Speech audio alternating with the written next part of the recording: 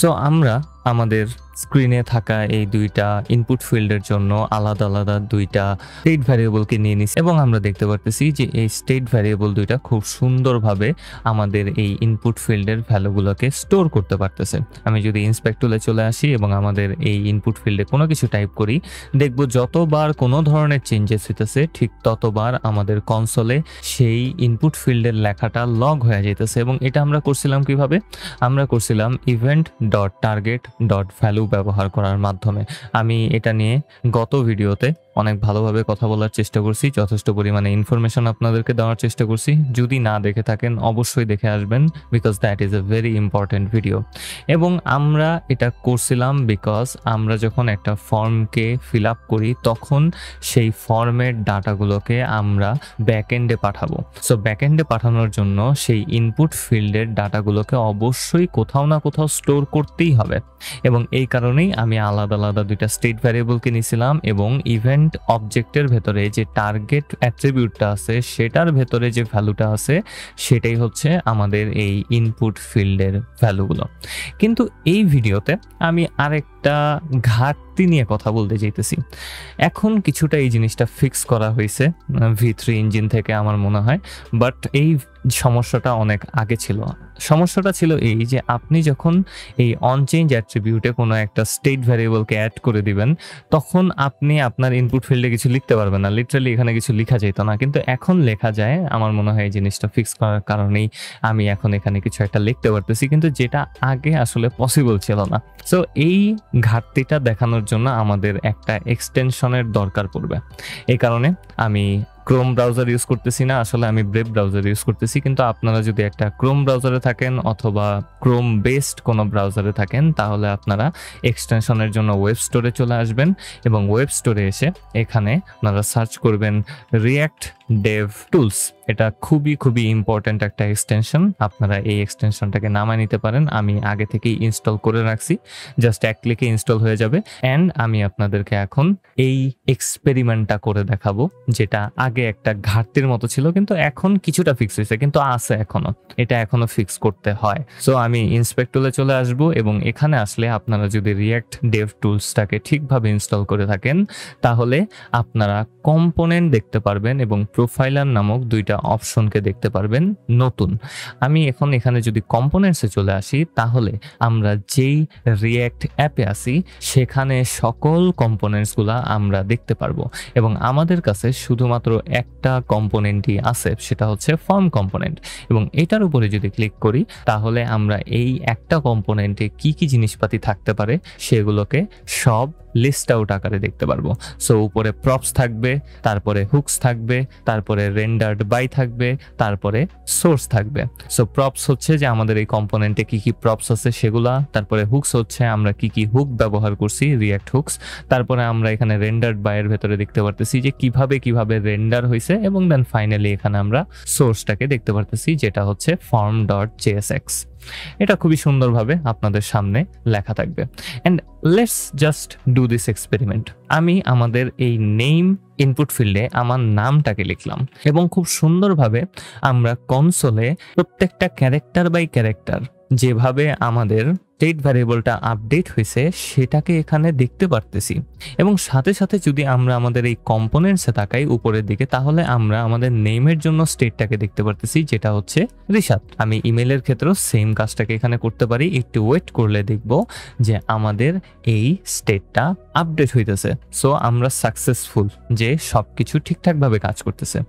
কিন্তু আপনি চাইলে আপনার এই কম্পোনেন্টস সেকশন থেকে আপনি যে কোনো একটা স্টেটের অথবা হুকের ভ্যালুকে চেঞ্জ করতে পারেন। এই জিনিসটার জন্যই আসলে রিঅ্যাক্ট ডেভ টুলস খুবই পাওয়ারফুল। আপনি বিভিন্ন ধরনের এক্সপেরিমেন্ট করতে পারেন নেটওয়ার্কিং নিয়ে, তারপরে বিভিন্ন ধরনের হুকস নিয়ে বিভিন্নভাবে আপনি এক্সপেরিমেন্ট করতে পারেন এবং আপনারাও এই জিনিসটা ট্রাই করবেন। জাস্ট স্টেটে আসবেন, যে কোনো একটা স্টেট। আমি নেম স্টেট যেহেতু আমাদের রিশাদ লেখা ছিল সেহেতু আমি এটার উপরে আসলাম। আমি রিশাদ লেখাটাকে কেটে দিব এবং কেটে দিয়ে যদি আমি এন্টার প্রেস করি তাহলে অটোমেটিক্যালি দেখব যে আমাদের স্টেটটা এখানে আপডেট হয়ে গেছে। এবং এই জিনিসটা মাথায় রাখেন যে অ্যাকচুয়ালি আপনার অ্যাপের স্টেটটা আপনি এখান থেকে আপডেট করতেছেন। অ্যান্ড আসলেই আমাদের যে স্টেটটা ছিল নেমের জন্য সেটা আপডেট হয়ে গেছে, কিন্তু যদি আপনি লক্ষ্য করেন আপনার ইনপুট ফিল্ডের ভ্যালু কি চেঞ্জ হয়েছে? হয় নাই। এর পেছনের রিজনটা কি? রিজনটা খুবই সিম্পল। রিজনটা হচ্ছে এই যে আপনার ইনপুট ফিল্ডে যা লেখা হবে সেটা আপনার স্টেট ভ্যারিয়েবলকে আপডেট করলেও আপনার স্টেট ভ্যারিয়েবল আপডেটে আপনার ইনপুট ফিল্ডের ভ্যালুটা চেঞ্জ হবে না, কারণ সেটার ভেতরে কোনো কানেকশন নাই। তো কি হইতেছে যে যখন আমি আমার এই ইনপুট ফিল্ডে কোনো কিছুকে লিখতেছি সেটার সাথে সাথে আপডেট হইতেছে, রাইট? কিন্তু যখন আমি আমাদের এই স্টেটের ভ্যালুটাকে সরায় দিতেছি তখন কিন্তু আর আমাদের ব্রাউজারে সেটা আপডেট হইতেছে না। সো এটা কিভাবে সম্ভব, অথবা এটার ফিক্স কি?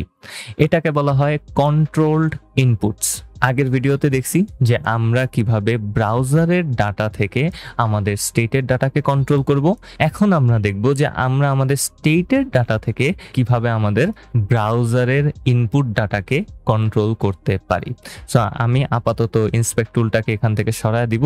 থাক, ইন্সপেক্ট টুলটা এখানেই থাক। আমি আপনাদেরকে ম্যানুয়ালি একটু দেখাই যে এই জিনিসটা আসলে আপনারা কিভাবে নিজেরা করতে পারেন। প্রত্যেকটা ইনপুট ফিল্ডের জন্যই একটা সিম্পল অ্যাট্রিবিউট থাকে যেটার নাম হচ্ছে ভ্যালু অ্যাট্রিবিউট, এবং এই ভ্যালু অ্যাট্রিবিউটটা কন্ট্রোল করে এই ইভেন্ট ডট টার্গেট ডট ভ্যালুটাকে। অ্যান্ড এই ভ্যালু অ্যাট্রিবিউটের ভেতরে যদি আমি লিখে দেই ডিফল্ট ভ্যালু, তাহলে দেখবো আমাদের স্ক্রিনে খুব সুন্দরভাবে সেই ডিফল্ট ভ্যালুটাই শো করতেছে।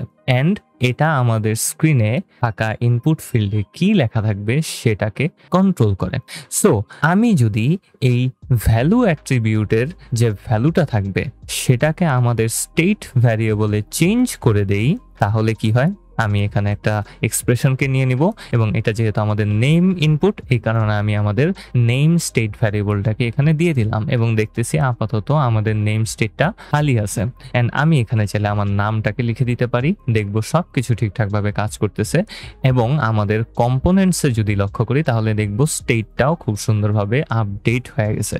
কিন্তু আমি যদি এখন এখান থেকে স্টেট থেকে সকল কিছুকে সরায় দেই এবং এন্টার প্রেস করি, সাথে সাথে দেখব আমাদের ইনপুট ফিল্ড থেকে যেই ভ্যালুটা আগে লেখা ছিল সেটা চলে গেছে। সো একই সাথে আমরা দুইটা কাজ এখন করতে পারতেছি।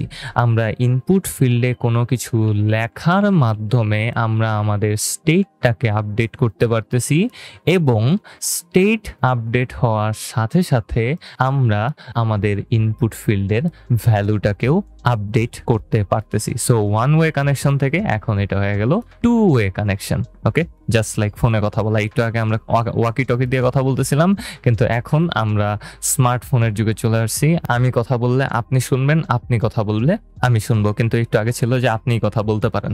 ওকে, সো ওয়ান ওয়ে থেকে টু ওয়ে কানেকশন হয়ে গেল। অ্যান্ড এটাকে বলা হয় কন্ট্রোলড ইনপুটস। আমি বাকি জিনিসগুলোকেও এখান থেকে সেট করে দিতে পারি। সো আমাদের ইমেল ইনপুটের জন্য আমি এখানে ভ্যালু অ্যাট্রিবিউটটাকে সেট করে দিব, যেটা হবে ইমেল, এবং এর মাধ্যমে আমরা আমাদের এই পুরো ইনপুট ফিল্ডগুলোকে একেবারে সুন্দর করে কন্ট্রোলড ইনপুট ফিল্ডে স্থানান্তর করতে পারলাম। এবং আমরা যদি কোনো স্টেটকে এখন চেঞ্জ করি বাইরে থেকে, তাহলে আমরা দেখব যে সেই স্টেটটা আমাদের স্ক্রিনেও আপডেট হয়ে গেছে। এটা খুবই সিম্পল একটা জিনিস ছিল, কিন্তু আমি আপনাদেরকে হেভিলি রেকমেন্ড করব যে ভাই প্লিজ জাস্ট একটু এক্সপেরিমেন্ট করেন, গুতাগুতি করেন। আগে কি হইতো, আগে যদি আমি কখনো এই অন চেঞ্জ অ্যাট্রিবিউটটাকে অ্যাড করতাম অথবা ভ্যালু অ্যাট্রিবিউটটাকে অ্যাড করতাম, তাহলে এখানে কোনো লেখাই থাকতো না, বিশাল বড় প্যারায় বলে যেতাম ভাই। কিন্তু এখন আপডেট যেহেতু চলতেছে, ওয়েব আস্তে আস্তে অনেক দ্রুত গতিতে আগায় যেতেছে, সেহেতু আমি এক্সপেক্ট করি নাই যে এত দ্রুত এই জিনিসটা আপডেট হবে। না হলে আপনাদেরকে আর একটু মজা দেখাইতে পারতাম। আমার মনে হয় যে টু ডু অ্যাপের ক্ষেত্রেও এই সমস্যাটা আমি দেখাইতে পারছিলাম আপনাদেরকে, বাট আপাতত যেহেতু ফিক্স হয়ে গেছে সেহেতু এখন আপনাদেরকে এই জিনিসটা দেখানোর দরকার নাই। বাট তাও আমি আপনাদেরকে, এটা যেহেতু একটা বিশাল বড় ইস্যু ছিল অনেক আগে, এখন থেকে এই ইস্যুটা সরে যাবে আস্তে আস্তে, এবং যেহেতু পুরোপুরি এখন এটা ফিক্স হয়নি সেহেতু আমি আপনাদেরকে এটা দেখা দিতে চাইছিলাম, এই কারণে এই ভিডিওটা করা। আশা করি আপনারা বুঝতে পারছেন কন্ট্রোল ইনপুট কিভাবে কাজ করে। পরবর্তী ভিডিওতে আমরা অন সাবমিট সম্পর্কে জানবো, সেটাও খুবই ইম্পর্টেন্ট একটা ভিডিও হইতে যেতেছে, এটাও খুবই ইম্পর্টেন্ট একটা video. So experiment as much S U can. এই যে রিঅ্যাক্ট ডেভ টুলস আছে ওইটা নিয়ে একটু গুতাগুতি করেন, নিজেরা অন্য আরেকটা ইনপুট ফিল্ড তৈরি করে দেখেন কি হয়। তো পরবর্তী ভিডিওতে দেখা হবে।